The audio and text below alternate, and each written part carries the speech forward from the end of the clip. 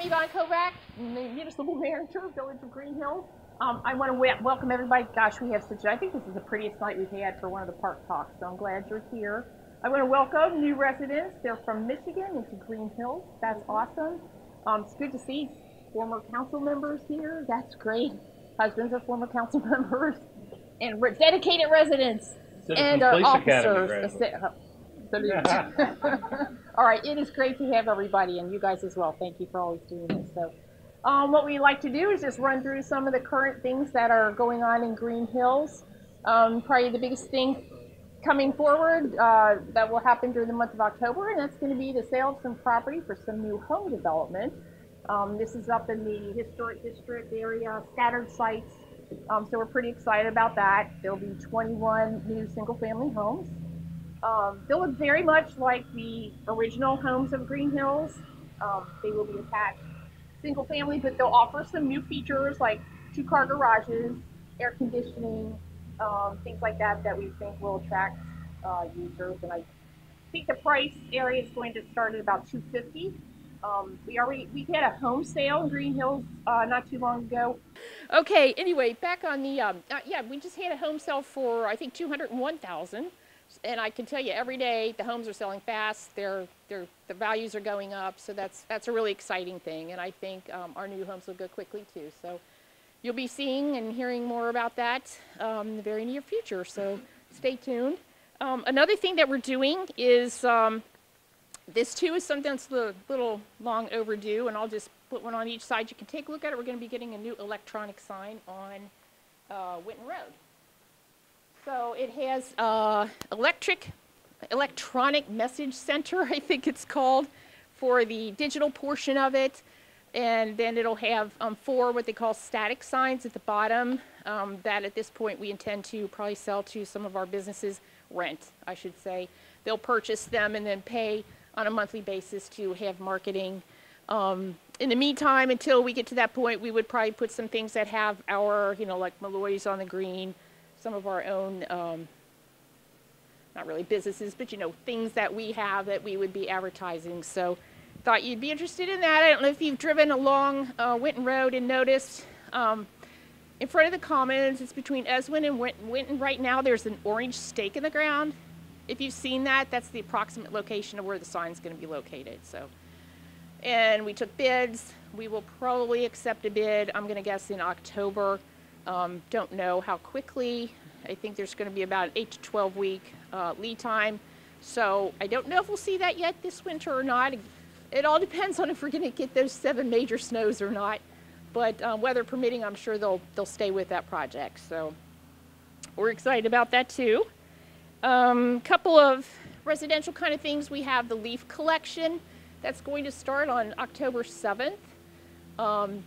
Maybe leaves will be down by then or not. I don't know if you remember last year, but I think we collected leaves through February. We had such a late leaf drop, I guess you call it. all the trees held onto their leaves. So as long as it takes, we'll keep picking them up. But the advertised one starts October 7th and runs through November. Okay, we have flyers up here for Harvest Fest is coming up. And maybe we could just pass these around for folks to take. And actually, just go ahead and distribute all of them right now. That might be better, you think? Sure. Thank you. Okay, so Harvest Fest for the first time is going to be up on the Commons. The vendors were really excited about that, and I can tell you, we were still in August when the booths sold out. So we're pretty excited about that. We didn't really want to expand the whole thing this year as much as just try to attract more people, get the attendance up a little bit. So I think we'll be able to achieve that as long as the weather cooperates. That's on October 5th. And he's passing around the flyer, but a couple of new things that we do have this year is a kids parade. And it's my understanding that back in the day there was a kids parade that was pretty successful.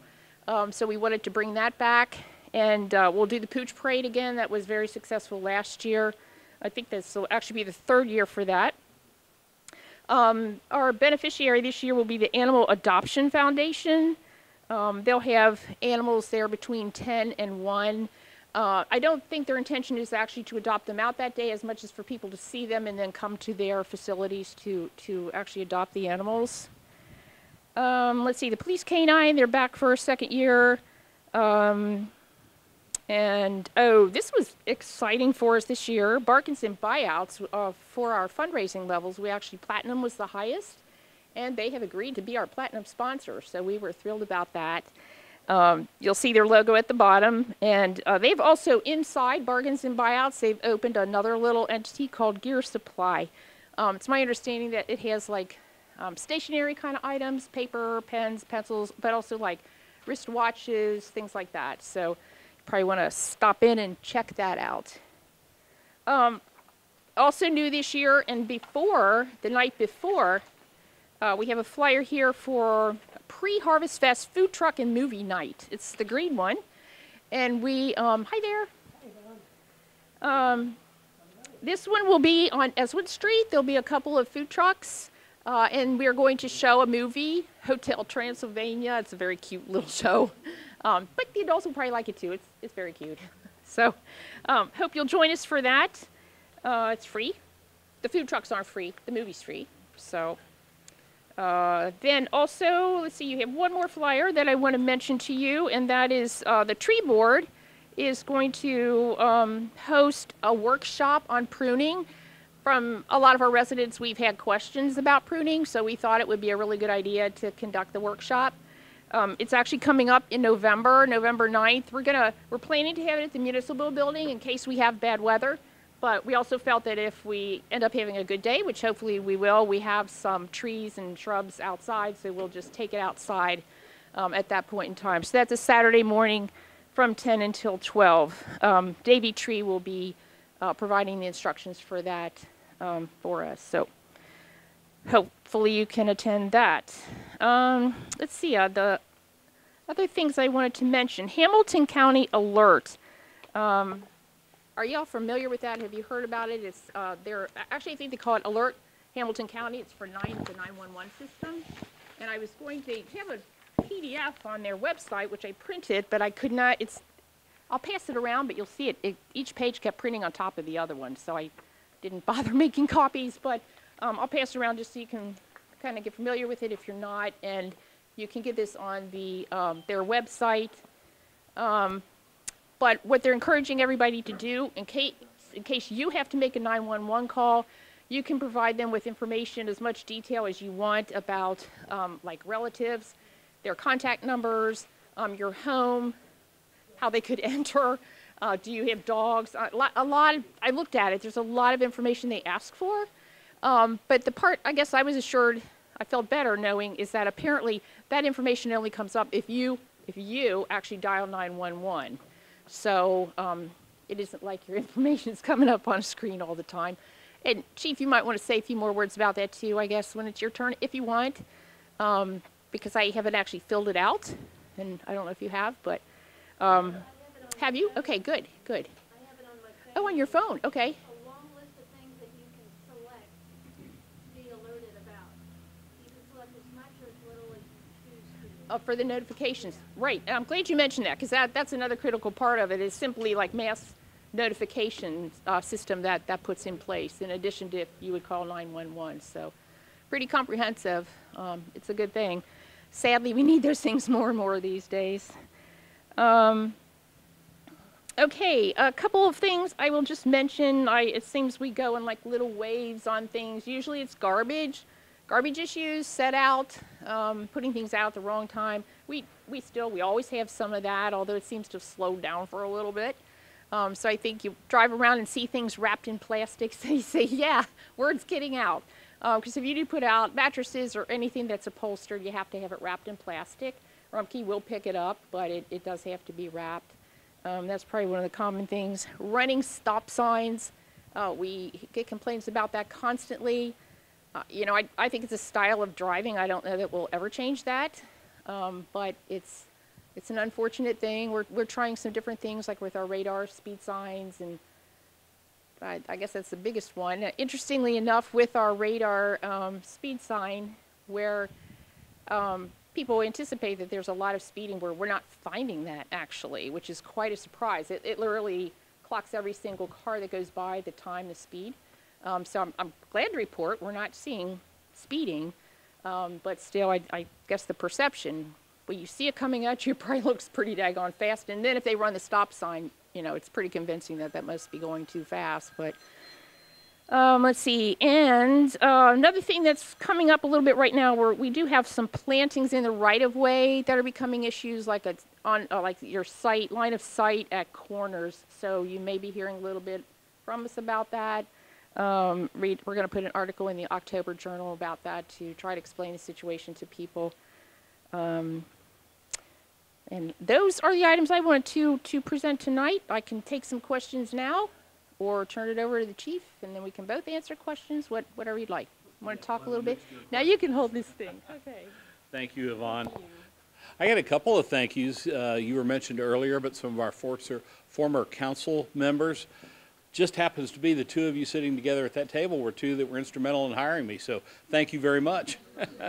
I've been here in Greenhills about a little more than 6 years now. I've been a police officer, I hate to admit this, but 43 years. So I've been at this a while, seen lots of changes.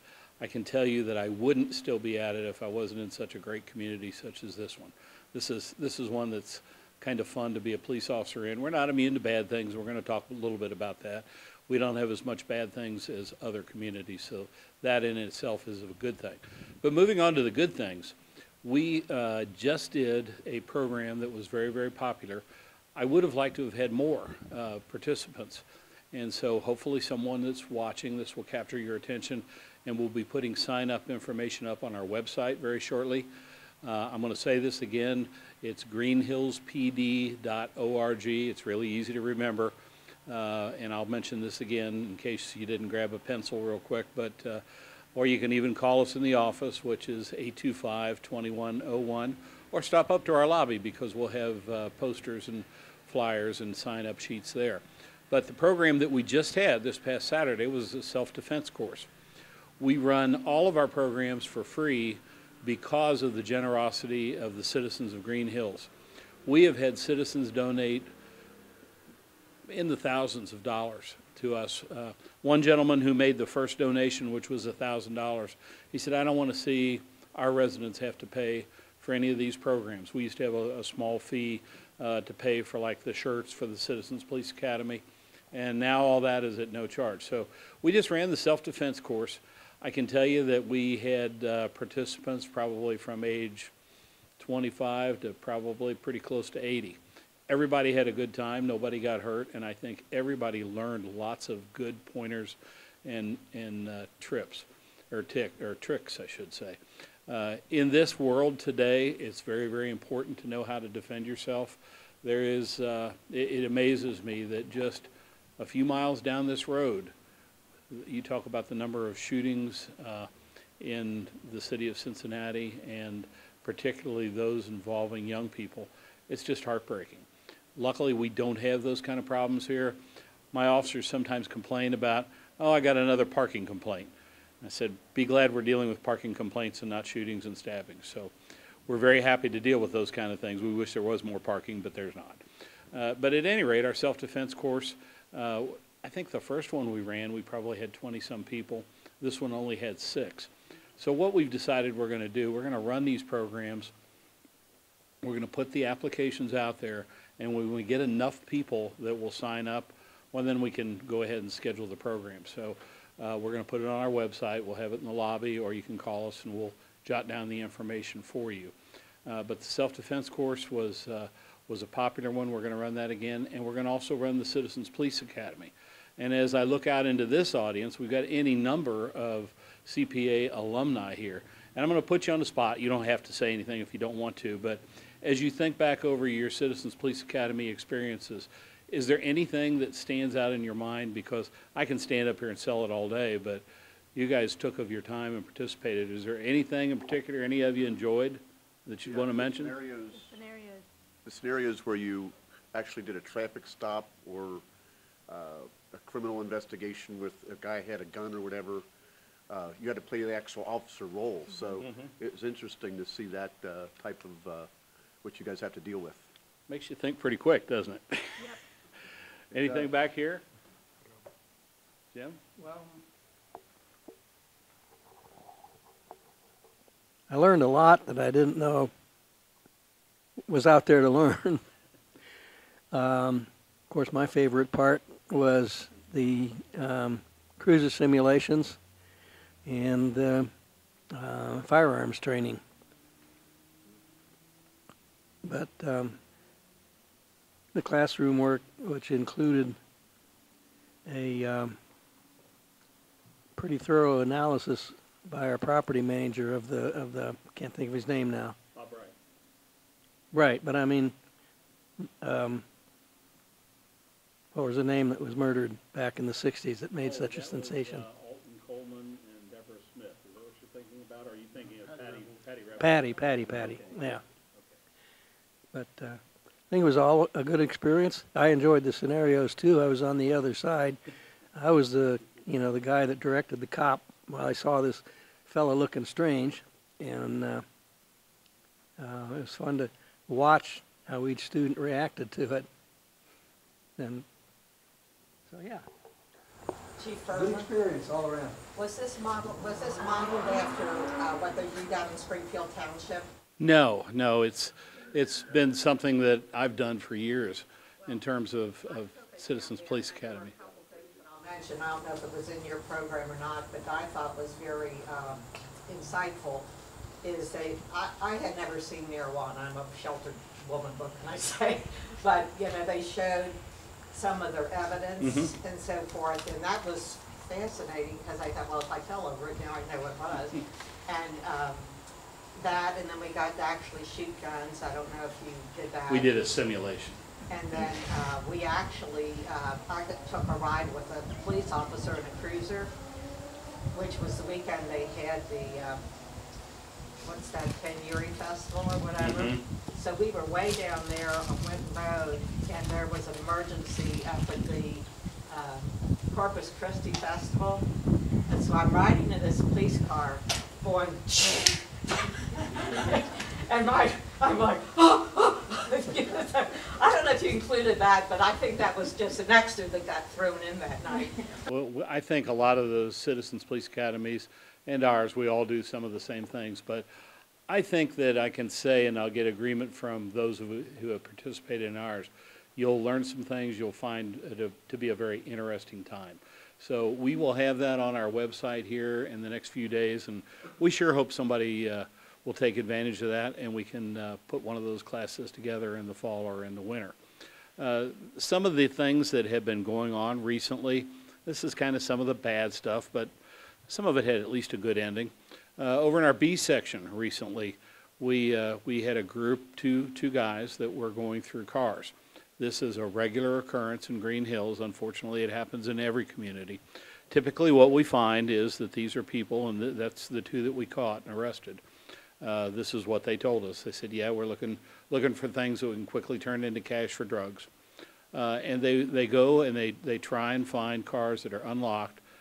It's a big bonus to them. It's icing on the cake if there's something of value in the car.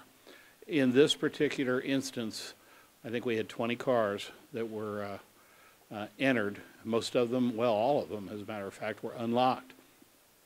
And people left gift cards, values of $50 each in there. In some cases, billfolds, credit cards. We had a magazine for a gun. We had all kinds of things that shouldn't be left in your cars.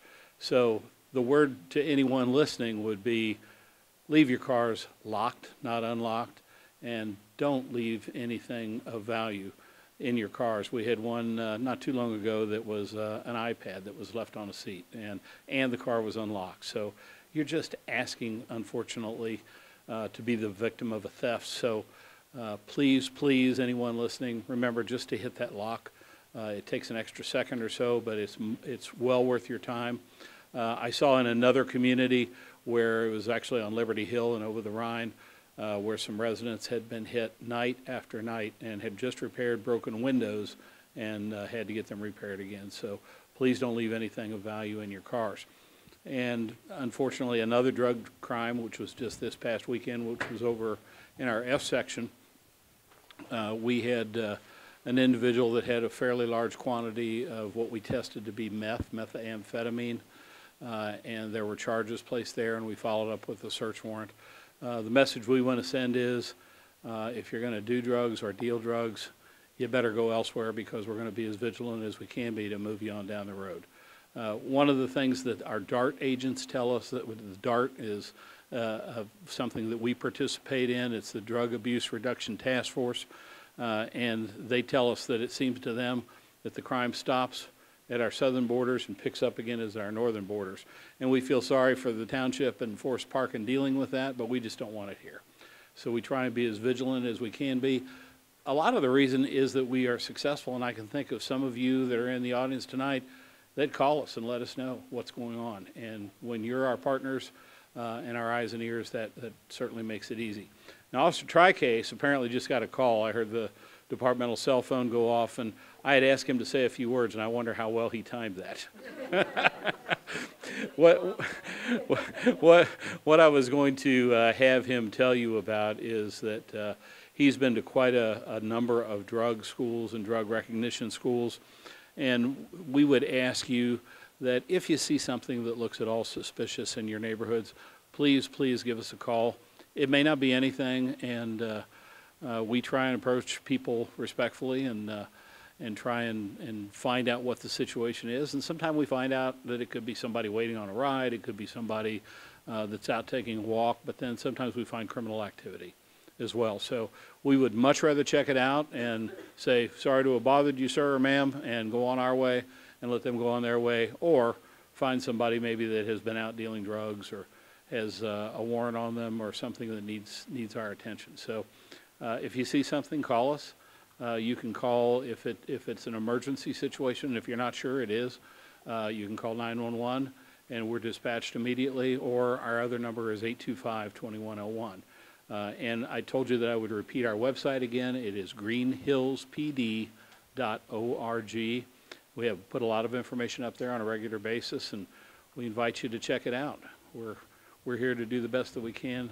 We're blessed to have the kind of community support that we have, and we thank everyone for that. We'll try and do the best job that we can. Any questions for either Yvonne or for me? Where the village took down a large oak tree that was dead, that was in front of my home. This was last fall, I think. The contractor ground out the stump. He brought in soil and put it there. Turns out that soil is nothing but sand and pebbles. He seeded it, and some grass came up. I tried watering it, and now it's like a 75-foot desert.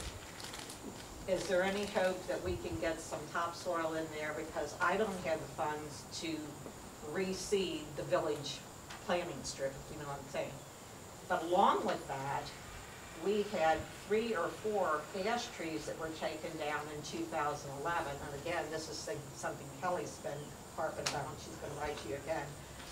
When is it we're supposed to get our street trees back? Because we're paying a street tree assessment, and we've been owed all these trees for how many years, and the ones that did get planted are a decent size now, and we've got no shade. Well, you did have trees, the ash trees that were taken down when all of those became ill. And we completed our planting list actually just today. We're probably about a month away from actually putting that out to bid, so it'll be sometime probably later in the winter that they actually do the plantings. Anybody? Yes, ma'am. The trees that are between the sidewalk and the street, are those, should we prune those? No. Or, no? No, those are Those are- village. those are done? Yeah, as part of your tax bill, you're actually paying an assessment. Okay. So the village does, we plant them and maintain So them. we have one next near our house on by the street that if you try to get the car door open, you can't get the car door. The lower branches need to be pruned. So we just Okay. need to let you know that, right? Sure, Just to okay, let you thank know. you. Okay. And I do know the service department right now, they're doing street by street, Okay. doing all the pruning. I know they haven't gotten to the Ds yet. I think they actually started Okay. in the J's this time, because Okay. we had to start in the A's and move over. But if you jot us a No, they note got before some you Gs. leave, we'll make sure it gets. Okay, Yeah, thank you. absolutely. Thank you. Okay. Yvonne, what Yes. are your biggest concerns this fall? What are you feeling really good about, and what are you worried about? Okay, well, I'm feeling really good about the housing. Well, really good about a lot of things. What keeps you awake at night, I guess? I don't know that any of it keeps me awake. I can get pretty upset sometimes, really. Probably with some shopping center issues. They're pretty ongoing. It's a constant issue for us. But I do believe we're making some headway. So I feel better about it than I might have previously. But otherwise, we have so many very exciting things coming soon that I just can get really excited about it. Anything particular you would like to? Hopefully Winton Road. Oh, Winton Road, of course, Winton Road, still trying to get the money for it, but hopefully you'll be seeing something on Winton Road. The biggest part of the project definitely won't happen until next year, but we're hoping we can do some kind of surfacing this year to get us through in that middle section of Winton Road. So yeah, that's a big thing. But yeah, just there's a lot of fun and neat things going on that I think will have a lasting impact on the community. Is the new shopping center owner working with the village? Any communication, asking you about? I would say Or we go is to it- them more often. You what? We are going to them more often than that's reverse. So we have to watch it closely. It isn't for lack of trying, but we have to watch it very closely. Unfortunately, usually tenants are in. We have to catch up to them. They signed a lease. We have to start all over with them. I'm sorry for them, but we've got to do what we've got to do. I know from time to time, if you watch council meetings, you'll hear some comments about signage. We council worked long and hard to come up with some good plans for signage at that village shopping center, and we stick with it, which we will. Because in my opinion, we need businesses that can afford the signage. Yeah. So. Speaking of signs, do you like the new street signs? Yes, very good. Okay, Wonderful. good. Very, very good. Gives a point across. Well, the other ones are getting beyond their maintenance. Yeah, we hope to have some of those for citizens, but I tell you, as they pulled them out, they were like falling apart. So many of them were just so rotted. Looks a lot better. Yeah. A lot better. Yeah, good, thank you. Other questions, comments? Did I answer that? Yeah. Great. I think some things on our street are looking up, and part of it would be for good police activity, which we never had on our street, but good police activity has made things look a little bit better around there. And some property issues, a fence that had been broken and hanging there for 2 years at least is now gone. So if you had anything to do with that, thank you, but it is gone and things are looking better, in those ways. I know that Yvonne met at length with the zoning inspector this morning, and I was in on some of those, and we're trying to keep the village looking as good and well-maintained as possible. A lot of time and effort is going into trying to make that happen. It is.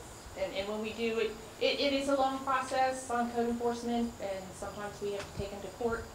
Then they get to court and they can ask for 3 continuances. It, really it takes can drag months. out. And then they'll come into the last one and they've just done the work. So you think, why couldn't you have done that, Yeah. 4 months ago? Well, to give you an example, one of the things that drives us crazy, I can think of 2 instances, one over here in the F section, one in the D section, of cars that sat there for years, just decayed. We had one over here that had actually sunk down into the ground. You probably remember it, right? Well, yeah, it's been there as long as I've been here, I think. And so we sent out letters, and there's a procedure for that. They actually have 30 days to remove them or cover them. And typically that gets ignored. And then usually, as Yvonne mentioned, at the last minute, wait a minute, I've got a record coming, I need another fill in the blank, 5 days, 3 days, or whatever. And we'll say, well, we'll give you to this date, but if you don't do it, we're going to do it. So it takes a while to get those done. One was an estate where a family had died, and the home was sitting there abandoned because a woman's parents had both died. And the car just sat there, expired plates, decayed, tires went flat, and so forth. So finally, little by little, we're getting those things taken care of and addressed.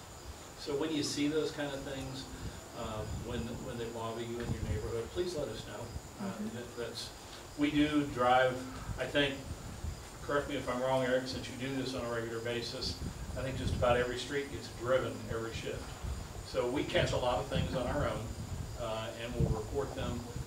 One of the things we do on night shift, we regularly report street lights. We had one resident who said, why can't you do a better job of getting these street lights fixed? We report them almost immediately, and then we're at their mercy. Sometimes it takes them a month, whatever.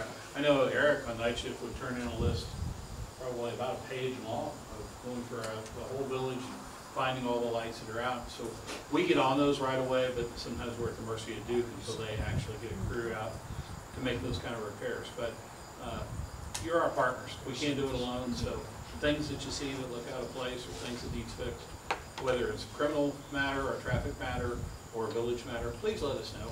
We actually get excited about fixing this stuff. Yvonne, maybe mention how many, if you remember last year, how many this year, contacts or warnings or notices that you sent out for grass, garbage, what have you?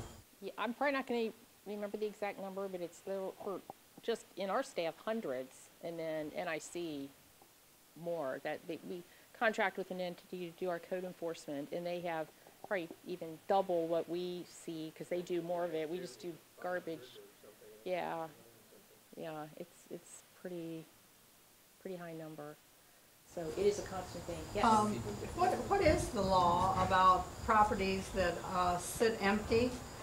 For example, if there's a death in the family and the people that have lived there for 30 years, 25 years, die and so on, is there any law at all about that being dealt with, or can it sit empty for the next 30 years without anybody having any power to do anything about it? My answer is I think it can probably sit. We would keep up after code enforcement issues and try to track down somebody who could get it to that point. We had one over on Bachman recently that I guess we were kind of lucky in that situation because they weren't paying the taxes, so we were able to push for a sheriff's sale, which I think they've had the first one. I don't know if they've had the second one yet. But yeah, I know of at least 2 other instances where the children who have kind of inherited aren't doing anything at all, but they're both code enforcement issues now, so it's pretty constant for us to have to keep after, like, now you have to paint, now you have to fix your gutter, now you have, that kind of thing. One of the things also that I've seen set for a long time is people die and do not have a will, and it has to be probated, and sometimes for some reason or other it can take several years to get it through probate here in the county. Yeah, I mean, we've all seen cases all around here, and I was thinking on Andover, there's a couple, on Andover, there were a couple places that sat empty from the time I think we first moved to Green Hills in the 70s. And they finally, there was a death and they were sold and redone, and now those properties are all occupied, they look good. And what a difference it makes in the whole community. It makes the town look so much better, or the village, So I would say if we can do anything, but I think sometimes the laws don't help us. I think you're right. David? I do have a question. Back to the trash. I noticed the trash man sometimes, when you have large mattresses, whatnot, he doesn't pick those up. Do we have to call to have, like, somebody said you had to call if you have a large pickup? If you have a really large pickup, and it can vary, thank you. Sometimes what they'll do, they'll pass by and folks will call and say, hey, they didn't pick it up, but they may have to go dump a load and then come back for it. But if you ever see that happen, call, because they come into our office before they leave town. So if we know something's still sitting there, we can say, hey, better get back over to this street because somebody called, you didn't pick this up. And then they'll either tell us, well, we couldn't, it had nails in it, or, oh, we're on our way back, we had to dump our load. So there could be a few reasons, but if you see it happen, try to call right away so we're aware of it. And the one thing I wanted to add is that I recently was on Rumpke's website, and they do ask that if you have something that won't fit in your can, let's say you've got a big TV or something like that, they will actually take that, but they ask that you let them know in advance. And as long as you let them know in advance, about most of the time, they go ahead and get it. Now, I've also seen that sometimes if it's a big, heavy object and you call in advance, they may not get it when they do the regular run, but then they'll get a buddy to come to help them get it to the truck. So call in advance seems to be the best workaround. And if you don't do that, like Yvonne said, if you let us know, then we'll tell Rumpke before they leave town. I'd just like to, one closing thought.